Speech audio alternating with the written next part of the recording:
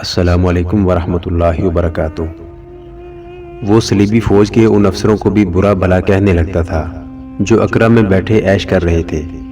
ان جذباتی باتوں کے ساتھ ساتھ رحیم عقل مندی کی باتیں بھی کرتا تھا اور مسلمانوں کو شکست دینے کے لیے ایسے جنگی نقشے اور منصوبے بناتا تھا کہ تاجر اسے غیر معمولی طور پر دانش مند سمجھتا تھا۔ ایسے ہی جذبات اور دانش مند باتوں کا نتیجہ تھا کہ تاجر نے اسے وہ فوجی راز دینے شروع کر دیے جو اسے فوجی افسروں سے حاصل ہوتے تھے۔ اس کے ساتھ ہی ایلس رحیم کی گرویدہ ہو گئی۔ رحیم نے ابتدا میں اسے بھی اپنے فرض کی ایک کڑی سمجھا، لیکن ایلس کے والہانہ پن نے رحیم کے دل میں اس کی محبت پیدا کر دی۔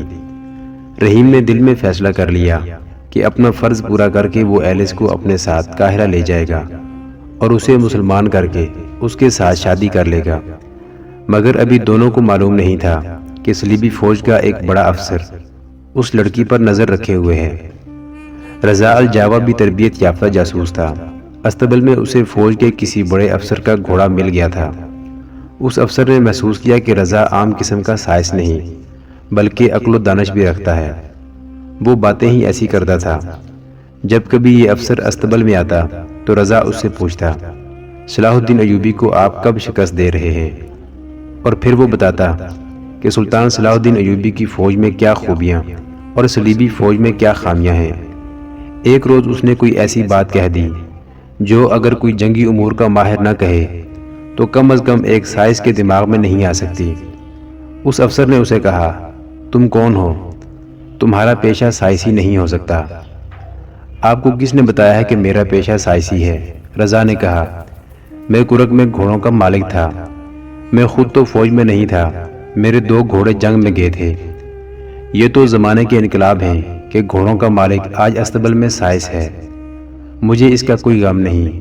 اگر آپ صلاح الدین ایوبی کو شکست دے دیں تو میں باقی عمر آپ کے جوتے صاف کر کے گزار دوں گا۔ صلاح الدین ایوبی کی قسمت میں شکست لکھ دی گئی ہے فرانسس، اس نے رضا سے کہا۔ لیکن کیسے؟ رضا نے کہا، اگر ہمارے بادشاہوں نے کرک اور شوبک پر حملہ کیا اور مسلمانوں کو اسی طرح محاصرے میں لے کر شکست دینے کی کوشش کی جس طرح انہوں نے ہمیں محاصرے میں لیا تھا تو آپ کامیاب نہیں ہوں گے۔ صلاح الدین ایوبی اور نور الدین زنگی جنگ کے استاد ہیں۔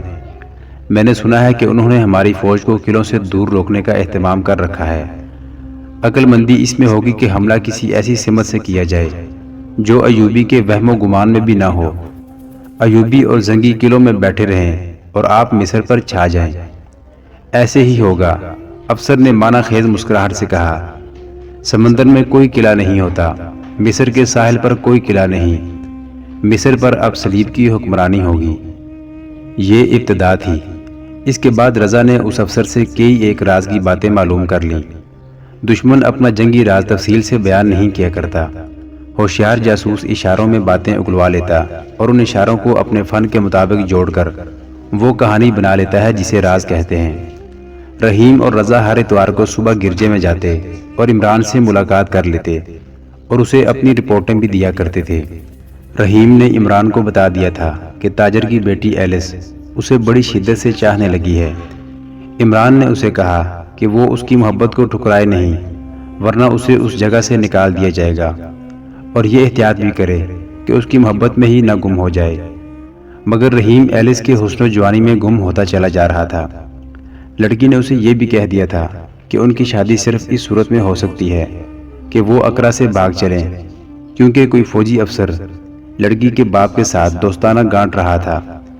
رحیم نے عمران کو یہ صورتحال نہ بتائی۔ عمران نے پادری کا قرب اور اعتماد اس حد تک حاصل کر لیا تھا کہ اس کا ہمراز درباری بن گیا تھا۔ وہ پادری سے ایسے سوال پوچھتا تھا جن میں ذہانت کی پختگی اور علم کی تشنگی ہوتی تھی۔ پادری اپنی فراغت کے اوقات میں اسے مذہب کے سبق دیا کرتا تھا۔ وہ عمران کو یہ ذہن نشین کرا رہا تھا کہ عیسائیت کا یہ فرض ہے کہ قرۂ ارض سے اسلام کا وجود ختم کیا جائے، اس مقصد کے لیے جنگ کی جائے اور جو بھی ذریعہ کامیاب ہو سکتا ہے استعمال کیا جائے۔ ضروری نہیں کہ مسلمانوں کو قتل کیا جائے، انہیں ہر ذریعے سے عیسائیت میں لانے کی کوشش کی جائے۔ اگر وہ عیسائیت قبول نہ کریں تو ان کے ذہنوں سے اسلام بھی نکال دیا جائے۔ اس کا طریقہ یہ ہے کہ ان میں بدی کا بیج بو دیا جائے۔ اس کا ایک طریقہ یہ ہے کہ اپنی عورتوں کو استعمال کیا جائے۔ یہ عورتیں مسلمان عورتوں میں بدکاری پیدا کریں اور جوان لڑکیاں مسلمان نوجوانوں اور ان کے حکمرانوں اور حاکموں کا کردار تباہ کریں۔ چونکہ یہودی بھی مسلمانوں کے دشمن ہیں اور وہ اپنی عورتوں کو استعمال کرتے ہیں، اس لیے مسلمانوں کی تباہ کاری کے لیے یہودی عورتوں کو استعمال کیا جا سکتا ہے۔ مقصد یہ سامنے رکھا جائے کہ مسلمانوں کا نام و نشان مٹانا ہے، پھر ہر طریقہ اختیار کیا جائے، وہ خواہ دوسروں کی نظر میں ناجائز، ظالمانہ اور شرمناک ہی کیوں نہ ہو۔ عمران پادری سے ایسی باتیں سنتا اور اطمینان کا اظہار کرتا رہتا تھا۔ وہاں فوجی افسر اور حکومت کے افسر بھی آتے رہتے تھے۔ ان دنوں چونکہ صلیبیوں کو یکے بعد دیگرے 2 میدانوں میں شکست کھا کر بھاگنا پڑا تھا، اس لیے اقرا میں ہر کسی کی زبان پر یہی سوال تھا کہ جوابی حملہ کب کیا جائے گا۔ پادری کی ذاتی محفل میں تو اور کوئی بات ہوتی ہی نہیں تھی۔ عمران وہاں سے قیمتی راز حاصل کرنے میں کامیاب ہوتا جا رہا تھا۔ اس نے یہ بھی معلوم کر لیا کہ صلیبی حکمرانوں میں اتفاق اور اتحاد نہیں ہے، ان کی اپنی بادشاہیاں اور سلطنتیں تھیں۔ وہ چونکہ ہم مذہب تھے، اس لیے صلیب پر ہاتھ رکھ کر انہوں نے اسلام کے خاتمے کی جنگ شروع کر دی تھی، مگر اندر سے وہ پھٹے ہوئے تھے۔ ان میں ایسے بھی تھے جو در پردہ مسلمانوں کے ساتھ صلح اور معاہدہ کر کے اپنے صلیبی بھائیوں کے ساتھ مل کر جنگ کی تیاریاں بھی کرتے رہتے تھے۔ ان میں قابل ذکر سیزر مینوئل تھا، جس نے ایک میدان میں نورالدین زنگی کے ساتھ صلح کر کے تاوان ادا کیا اور مسلمانوں کے جنگی قیدی رہا کر دیے تھے۔ اب سیزر مینوئل دوسرے حکمرانوں کو بھڑکا رہا تھا کہ وہ سب مل کر زنگی پر حملہ کریں۔ حملے کو 2 حصوں میں تقسیم کیا جائے، ایک زنگی پر اور دوسرا مصر پر۔ اس وقت زنگی کرک میں تھا۔ بہرحال پادری ان کے نفاق پر پریشان رہتا تھا۔ عمران نے اسے یہ نہ کہا کہ جو قوم اپنی لڑکیوں کو بھی اپنے مقاصد کے لیے استعمال کرنے سے گریز نہیں کرتی، اس کے افراد ایک دوسرے کو دھوکہ دینے سے کیوں گریز کریں گے؟ میدان میں ہار کر زمین دوز جنگ لڑنے والی قوم کی اخلاقی حالت یہی ہو سکتی ہے کہ اپنے بھائیوں سے بھی دغا اور فریب کریں۔ عمران نے اپنے ذہن میں یہ بات سلطان ایوبی کو بتانے کے لیے محفوظ کر لی کہ اگر اسلام کی صفوں میں غدار نہ ہوں تو صلیبیوں کو فیصلہ کن شکست دے کر ان سے یورپ بھی لیا جا سکتا ہے۔ غدار مسلمانوں کی سب سے بڑی کمزوری بن گئے تھے۔ اقرا کا پادری اور صلیبی حکمران مسلمانوں کی اس کمزوری پر بہت خوش تھے۔ عمران کو وہاں پتہ چلا کہ صلیبیوں نے مسلمانوں کے کردار میں تخریب کاری کی مہم اور تیز کر دی ہے۔ اسے مسلمانوں کی چھوٹی چھوٹی ریاستوں کے حکمرانوں کے نام بھی معلوم ہو گئے جو در پردہ صلیبیوں کے اتحادی بن چکے تھے۔ انہیں صلیبی بے دریغ یورپ کی شراب، دولت اور جوان لڑکیاں سپلائی کر رہے تھے۔ عمران اور رضا تو اپنے فرائض میں مگن تھے، مگر رحیم فرض کے راستے سے ہٹتا جا رہا تھا۔ اس کی کوشش یہ ہوتی تھی کہ اسے تاجر کے گھر کا ہی کوئی کام دیا جائے۔ ایلس کی محبت نے اسے اندھا کرنا شروع کر دیا تھا۔ چند دنوں بعد ایلس نے اسے بتایا کہ اس کی شادی ایک ایسے فوجی افسر کے ساتھ کی جا رہی ہے جو عمر میں اس سے بہت بڑا ہے۔ بڑا نہ بھی ہو تو ایلس رحیم کے سوا کسی اور کے ساتھ شادی نہیں کرنا چاہتی تھی۔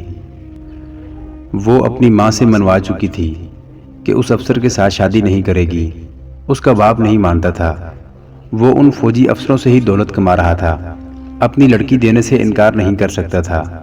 ایلس نے ایک روز اپنے گلے میں ڈالی ہوئی سلیب رحیم کے ہاتھ پر رکھ کر اس پر اپنا ہاتھ رکھا اور سلیب کی قسم کھائی تھی کہ وہ رحیم کے سوا کسی اور کو قبول نہیں کرے گی۔ رحیم نے بھی سلیب پر ایسی ہی قسم کھائی تھی۔ ایک روز پادری کے پاس 4-5 فوجی افسر آئے اور اس کے خاص کمرے میں جا بیٹھے۔ عمران نے ان کے چہروں کے تاثرات سے محسوس کیا کہ کوئی خاص بات ہے۔ عمران پادری کے کمرے میں چلا گیا۔ ایک فوجی افسر بات کرتے چپ ہو گیا۔ پادری نے عمران سے کہا، جان گنتھر، تم کچھ دیر باہر ہی رہو، ہم کوئی ضروری باتیں کر رہے ہیں۔ عمران دوسرے کمرے میں چلا گیا اور دروازے کے ساتھ کان لگا دیے۔ وہ لوگ آہستہ آہستہ بول رہے تھے، پھر بھی کام کی باتیں عمران کی سمجھ میں آ گئی۔ جب فوجی افسر چلے گئے تو عمران وہاں سے ادھر ادھر ہو گیا تاکہ پادری کو شک نہ ہو۔ اس نے یہ ارادہ بھی کیا کہ اسی وقت بھاگ جائے اور کہیں رکے بغیر قاہرہ پہنچے اور سلطان ایوبی کو اطلاع کر دے کہ حملہ روکنے کی تیاری کر لے، مگر پادری نے اسے بلا کر ایسے کام پر لگا لیا کہ وہ فوری طور پر بھاگ نہ سکا۔ اس کے علاوہ اسے رحیم اور رضا سے بھی رپورٹیں لینی تھی۔ ممکن تھا کہ ان کے کانوں میں بھی یہ خبر پہنچی ہو جو اس نے سنی ہے۔ اس نے سوچا کہ ان سے تصدیق ہو جائے تو تینوں اکٹھے اقرا سے نکل جائیں۔ اس کام کے لیے وہ 3-4 روز انتظار کر سکتا تھا، لیکن اس کی بےتابی اسے ٹکنے نہیں دے رہی تھی۔ دوسرے دن وہ رضا کے پاس گیا۔ رضا اسے استبل میں ملا۔ اس نے پوچھا کہ اسے کوئی نئی خبر ملی ہے۔ رضا نے بتایا کہ کچھ غیر معمولی سی سرگرمی نظر آ رہی ہے، اور اس نے اڑتی اڑتی سنی ہے کہ صلیبی جوابی حملہ خشکی کے راستے سے نہیں کریں گے۔ معلوم ہوتا ہے کہ وہ سمندر کی طرف سے آئیں گے۔ اب یہ معلوم کرنا ہے کہ ان کے حملے کی تفصیل کیا ہے۔ عمران نے اسے بتایا کہ اس حملے کو صلیبی فیصلہ کن بنانا چاہتے ہیں۔ اس نے جو کچھ سنا تھا وہ رضا کو سنا دیا اور اسے یہ مشن دیا کہ وہ اس حملے کی تفصیلات معلوم کرے۔ عمران صرف تصدیق کرنا چاہتا تھا، ورنہ وہ تفصیل سے تو آگاہ ہو ہی چکا تھا۔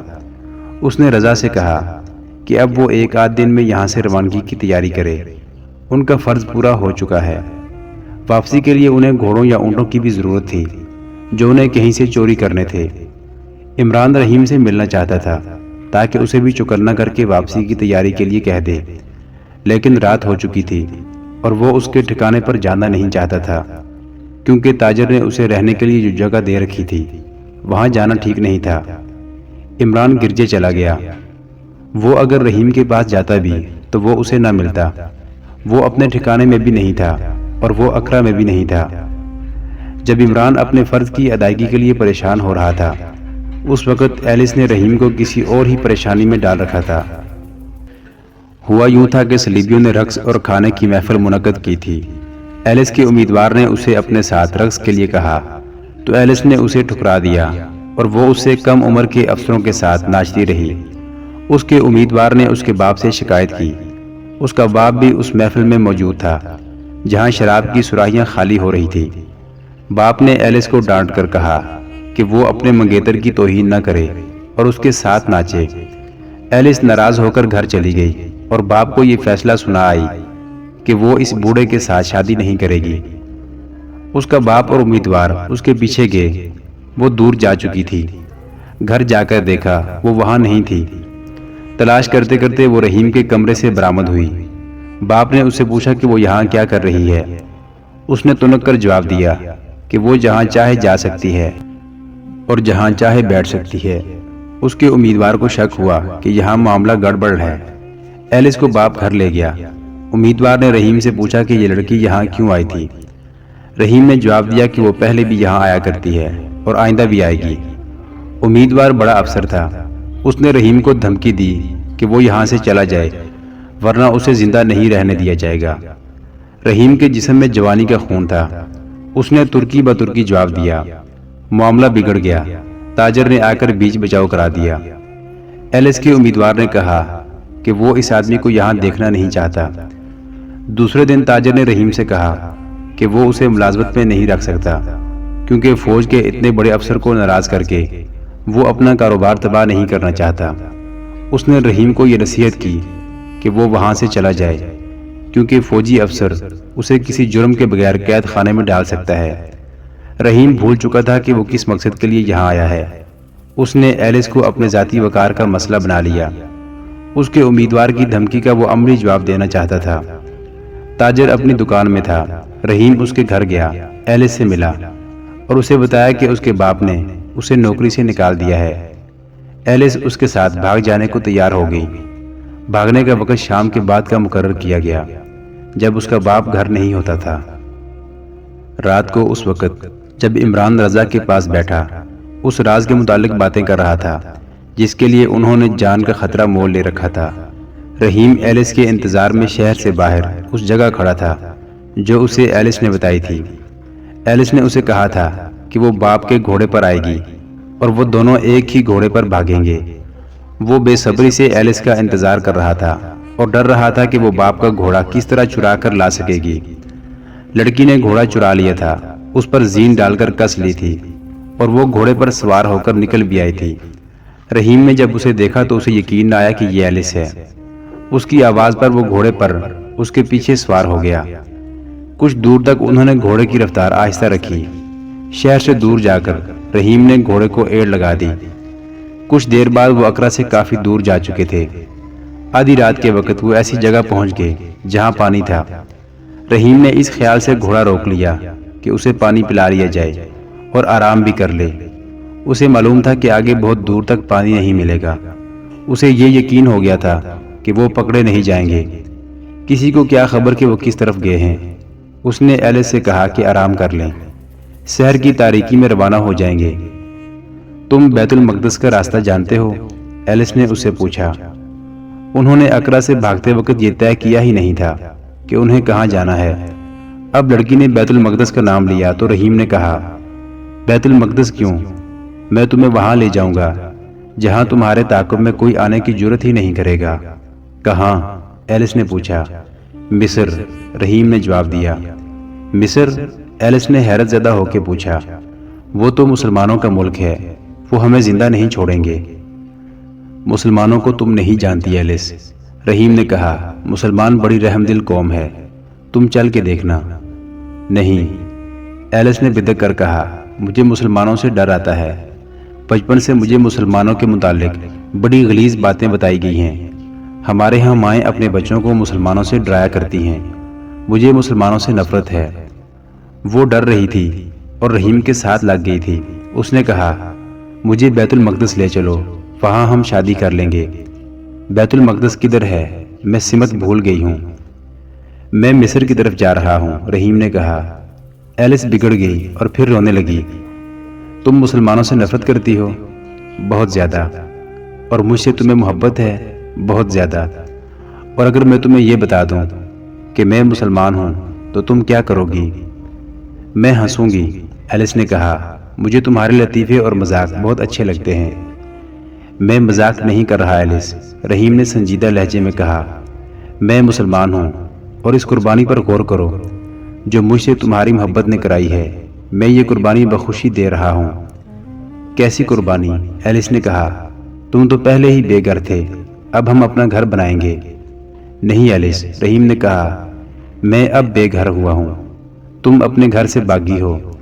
میرے ساتھ شادی کر کے تم اپنا گھر بسا لو گی، لیکن میرا کوئی ٹھکانہ نہیں ہوگا۔ میں اپنے فرض کا بگوڑا ہوں، میں اپنی فوج کا بگوڑا ہوں۔ میں جاسوس ہوں، اقرا میں جاسوسی کرنے آیا تھا، مگر تمہاری محبت پر میں نے اپنا فرض قربان کر دیا ہے۔ تم مجھے ڈرا رہے ہو، ایلس نے ہنستے ہوئے کہا۔ چلو سو جاؤ، میں تمہیں جلدی جگا دوں گی۔ میں تمہیں ڈرا نہیں رہا ایلس، رحیم نے کہا۔ میرا نام رحیم ہنگورا ہے، ایلی مور نہیں۔ میں تمہیں دھوکے میں نہیں رکھنا چاہتا۔ میں تمہیں یقین دلاتا ہوں کہ تمہیں جہاں رکھوں گا پورے آرام میں رکھوں گا۔ تمہیں تمہارے باپ کے گھر والی بادشاہی نہیں دے سکوں گا، لیکن تکلیف بھی نہیں ہونے دوں گا۔ تمہاری زندگی آرام سے گزرے گی۔ مجھے اسلام قبول کرنا پڑے گا؟ ایلس نے پوچھا۔ تو اس میں کیا حرج ہے؟ رحیم نے کہا۔ تم ایسی باتیں نہ سوچو، وقت ضائع ہو رہا ہے، سو جاؤ، ہمارا سفر بڑا لمبا ہے، باتوں کے لیے بہت وقت ہے۔ وہ لیٹ گیا، ایلس بھی لیٹ گئی۔ ذرا سی دیر بعد ایلس کو رحیم کے خراٹے سنائی دینے لگے۔ اسے نیند نہیں آ رہی تھی، وہ گہری سوچوں میں کھو گئی تھی۔ رحیم کی آنکھ کھلی تو صبح کا اجالا سفید ہو چکا تھا۔ وہ گھبرا کر اٹھا، اسے اتنی دیر نہیں سونا چاہیے تھا۔ آنکھیں مل کر ادھر ادھر دیکھا، وہاں گھوڑا بھی نہیں تھا، ایلس بھی نہیں تھی۔ اس نے ادھر ادھر دیکھا، ایک ٹیلے پر چڑھ کر دیکھا، صحرا کی ویرانی کے سوا اسے کچھ بھی نظر نہ آیا۔ اس نے ایلس کو آواز دی، کوئی جواب نہ ملا۔ وہ سوچوں میں کھو گیا۔ ایک خیال یہ آیا کہ ان کے تعاقب میں کوئی آ گیا ہوگا اور وہ ایلس کو سوتے میں اٹھا کر لے گیا ہے۔ اس صورت میں رحیم کو زندہ نہیں ہونا چاہیے تھا، اسے وہ لوگ قتل کر جاتے یا اسے اغوا کے جرم میں پکڑ لے جاتے۔ حیرت اس پر تھی کہ وہ ایلس کو ایسی خاموشی سے اٹھا کر لے گئے کہ رحیم کی آنکھ ہی نہ کھلی۔ دوسری صورت یہ تھی کہ ایلس خود بھاگ گئی ہے کہ اس نے رحیم کو صرف اس لیے ٹھکرا دیا ہے کہ وہ مسلمان ہے۔ ایلس جہاں کہیں بھی گئی اور اسے جو کوئی بھی لے گیا، رحیم کو اب یہ سوال پریشان کرنے لگا کہ وہ کہاں جائے۔ اقرا واپس جانا خطرے سے خالی نہیں تھا، قاہرہ جانے سے بھی ڈرتا تھا۔ اس نے اپنا فرض پورا نہیں کیا تھا۔ اس نے اپنے کمانڈر عمران کو نہیں بتایا تھا کہ وہ جا رہا ہے۔ سوچ سوچ کر اس نے ایک بہانہ گھڑ لیا۔ اس نے فیصلہ کر لیا کہ وہ اب قاہرہ کی بجائے کرک چلا جائے اور وہاں بتائے کہ اسے پہچان لیا گیا تھا کہ وہ مسلمان ہے اور جاسوس ہے۔ وہ بڑی مشکل سے بھاگ کر وہاں سے نکلا ہے۔ اسے مہلت نہیں ملی کہ عمران یا رضا کو اطلاع دے سکتا کہ اس کی گرفتاری کا خطرہ پیدا ہو گیا ہے۔ یہ اچھا بہانہ تھا۔ اسے معلوم تھا کہ اسے کوئی یہ تو نہیں کہے گا کہ کوئی ثبوت اور شہادت لاؤ۔ وہ پانی پی کر کرک کی سمت چل پڑا۔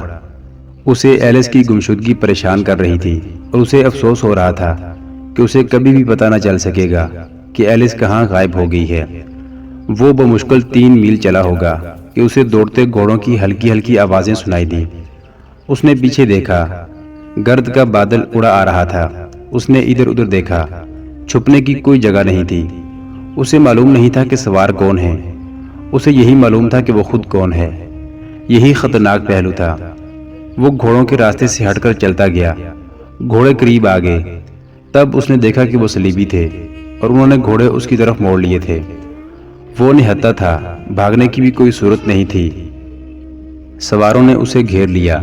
اس نے ان میں سے ایک کو پہچان لیا۔ وہ ایلس کا امیدوار تھا۔ اس نے رحیم سے کہا، مجھے پہلے ہی شک تھا کہ تم عیسائی نہیں ہو۔ اسے پکڑ لیا گیا اور اس کے ہاتھ پیٹھ پیچھے باندھ کر اسے ایک سوار نے لاش کی طرح گھوڑے پر ڈال لیا۔ محترم ناظرین، سلطان صلاح الدین ایوبی کی زندگی کے واقعات پر مشتمل سیریز دیکھنے کے لیے چینل کو سبسکرائب ضرور کر لیں۔